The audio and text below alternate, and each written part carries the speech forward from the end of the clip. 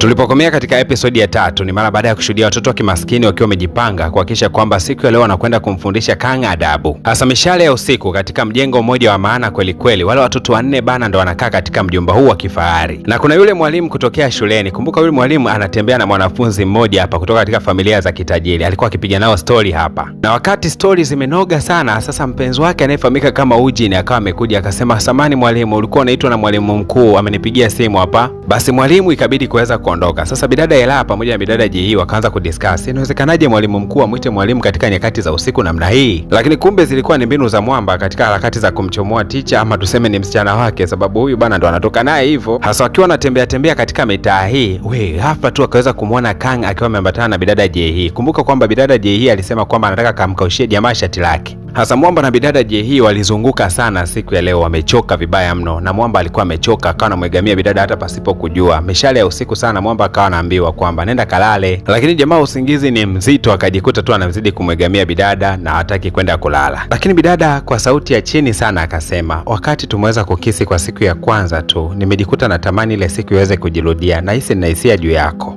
Mwamba alikuwa anayasikia haya maneno mpaka usingizi ukakata kwanza, kanyenyuka akaanza kumtazama bidada kwa makini kidogo. Hasa wakati wanaendelea kuangaliana, si bidada ndo akafanikiwa kuiona ile bracelet ya kakake na Mwamba Kang katika mkono. Alipoweza tu kuiona mpaka kichwa kikaanza kumuuma bidada. Mwalimu bana alipoweza kuona hao wawili wako jirani, kabidi kumfuata Mwamba Kang, akaanza kusema, "Ni mna mahusiano gani mpaka mnashinda nyakati hizi za usiku mkiwa mko pamoja?" Lakini Mwamba akazidi kusema kwamba bidada Jihii ni rafiki yangu tu. Sasa kumbuka kwamba hapa walikuwa wameambatana na ule Mwamba ambaye ni boyfriend wa huyu mwalimu, na alikuwa amejificha, hataki kuonekana kwamba alikuwa ameambatana na mwalimu. Hasa akampigia simu Mwamba Ryan na kumwambia kwamba tumeweza kumkuta huku Jihii pamoja na Mwamba Kang walikuwa wanaelekea kuweza kukisi. Hebu mpigie simu mkuu wa shule haraka sana aje katika maeneo haya. Kweli kabisa, mwalimu mkuu wa shule akatimba katika mitaa hiyo. Kwanza alimvuta Mwamba Kang, alafu alikuwa amemwacha bidada vile vile, yani bidada Jihii hakuguswa hata kidogo. Hasa bidada Jihii kutoka siku ya jana alipoweza kumwona Kang amevaa ile bracelet, akataka kumchunguza huyu jamani nani, labda amekuja hapa shuleni kwa lengo jingine kabisa. Na Mwamba Kang akiwa anafika kesho yake shuleni, anakuta kuna picha yake ikiwa imewekewa ishara ya kwamba ameweza kufariki, yani picha ya marehemu. Na watoto wa kimaskini walikuwa nasema, "Laiti jana tungeweza kukamata, basi haya ambayo tumeweka hapa juu ya meza yangeweza kutimia, ungelikuwa marehemu." Lakini Mwamba Kang kila anapoitazama hii picha anakumbuka tukio la kakake kuweza kufariki. Dai tukio linamuumiza sana. Dakika chache mbele akaambiwa kwamba mkuu wa shule anamuita ofisini, na kumbe walimu wote walikuwa wameweza kuitwa. Na hapa Mwamba akakalishwa kikao na akawa anaulizwa, "Kwa nini unafanya mazingira ya kimapenzi hapa katika shule? Hujui kama unavunja sheria?" Walimu wakaendelea kuchochea afukuzwe, na ni kweli kabisa mkuu wa shule akasema, "Kuanzia leo tunakufukuza shule mazima. Yaani umepata scholarship, nafasi ya neema tu kuja kusoma katika shule ya matajiri, alafu unakuja kuanza mapenzi huku baada ya kupambana kimasomo." Lakini ghafla tu bidada Jihii from nowhere akajitokeza pale ofisini akasema, "Mimi ndio nilikuwa nimemwalika chumbani kwangu kwa sababu jana alikuwa ameniazima shati lake, nilikuwa nasubiria liweze kukauka. Baada ya hapo ndo mkatukuta tuko pale ndani." Kiufupi ndio hivyo tu, akamchukua Mwamba akawa anaondoka naye. Bwana we, kabidada Jihii ni kajeuli vibaya mno, kwa sababu babake naye ana mawe si poa yani. Na sasa ile wametoka hata hawajafika mbali wakakutana na Mwamba Ryan akiwa ameambatana na bidada Hera. Na Ryan akasema kwamba kuanzia sasa hivi mimi nitakuwa na date na Hera, kwa hiyo sitaji mtu aniingilie katika mahusiano yangu. Naye bidada Jihii akasema kuanzia sasa hivi mimi nitakuwa na date na Mwamba Kang, na mimi sitaji mtu yote aniingilie katika mahusiano yangu. Basi bidada akamvuta Mwamba Kang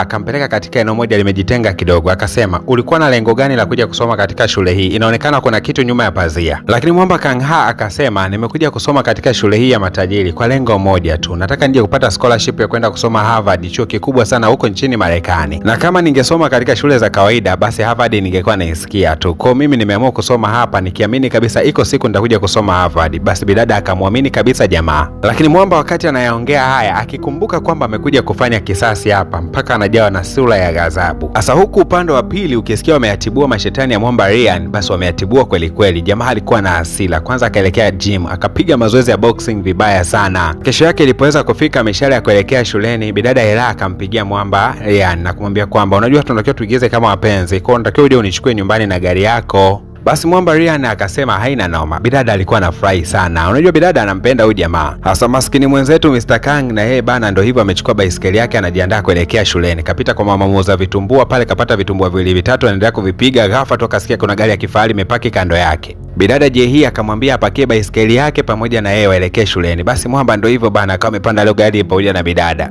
Lakini jamaa akiwa kwenye gari akabaki anashangaa, anasema ndo kwa mara ya kwanza naona baiskeli imepakiwa katika namna hiyo kwenye gari. Bidada akamwambia haina shida, ndakuwa naipakia hivyo kila siku. Lakini bidada akauliza, hiyo bracelet ambayo umeivaa umeitolea wapi? Lakini Mwamba akasema, ile siku ambapo nilikuwa napiga kinanda kule nyumbani kwenu, kuna mtu alinipa zawadi kwa kupiga kinanda vizuri. Na Mwamba kila ambavyo anatafuta sababu ya kuweza kujitetea, ndivyo ambavyo bidada Jehii anaacha kabisa kumpeleleza jamaa. Akaanza kumwamini mpaka hatua ya mwisho akahisi kwamba jamaa hahusiani kabisa na tukio la mwaka jana. Hasa ile wamefika shuleni, bidada Jehii anamshika Mwamba mkono, anatembea wakiwa wameshikana mikono. Aisee, wanafunzi wote wanashangaa tu. Mpaka mkuu wa shule anapita anakutana na hao wawili wameshikana mikono. Akasema, nyie kuna shida gani? Bidada akasema, mpenzi wangu huyu. Aisee, yani mkuu wa shule alikuwa hana neno. Anamuogopa bidada Jehii. Yani hawa watoto ambao ni watoto wanne hawa wenye pesa ni hatari. Yani ukimgusa tu mmoja basi umekwisha. Mwalimu akaanza kusema, yani huyu Kang sijui ana mazoea gani. Ameanza tu kumzoea huyu bidada Jehii, sijui imekwaje.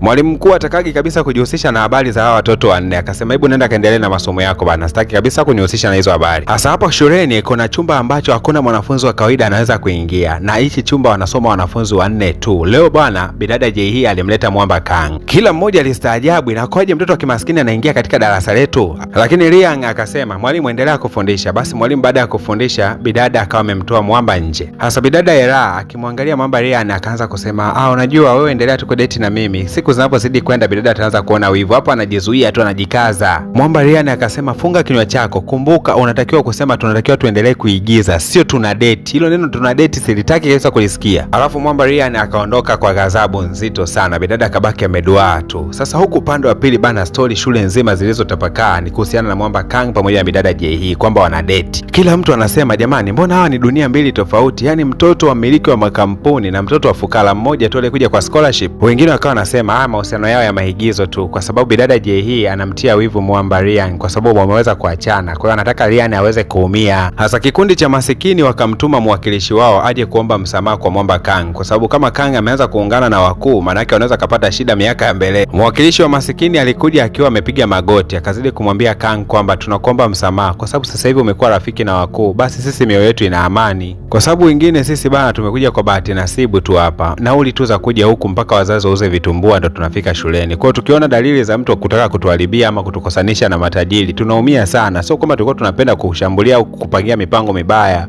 Lakini Mwamba Kang akasema, hebu jitahidini kuwa binadamu, sio kuwa mbwa kama ambavyo mnakuwa. Yani ni kwamba mnawaheshimu sana na kuogopa sana watoto wa kitajiri, ndio mnawapa vichwa mnajua. Basi mshikaji aliomba sana msamaha akiwa mpaka na garagara chini. Ndio mambo ambayo sasa Kang hayapende. Akasema, jitahidi kuwa binadamu sio mbwa. Hayo mambo ya kugaragara hayo ndio mbwa wenyewe ambao nilikuwa nakuzungumzia. Bwana mkubwa kuitwa mbwa kwa kweli ilimuuma sana, lakini hakuwa na namna yoyote, kabidi kutulia tu. Hasa kama unavyojua, Mwamba Hujin anatembea na yule mwalimu wake. Sasa leo alikuwa anajadili kwa habari ya Mwamba Liang pamoja na bidada Jehii kuweza kuachana. Lakini mwalimu akawa anataka kudhibitisha, je, ni kweli wameweza kuachana? Mwamba akasema ndio, ni kweli wameweza kuachana, lakini mahusiano yake Kang pamoja na huyu bidada Jehii sio ya ukweli. Yani mahusiano ambayo hata hayawezi kudumu kwa sababu ni kama maigizo au bidada ametafuta kwa kuegamia kwa muda. Basi Mwamba kakawa amempiga kisi mwalimu wake, akasema bado discuss mahusiano yetu, tuachane na habari za wengine. Sawa teacher akasema sawa. Hasa leo Mwamba Kang akiwa amefika katika dawati lake alikuta kuna kinoti fulani kimeandikwa hapa, kuwa makini asije kukuta kama aliweza kumkuta kaka yako.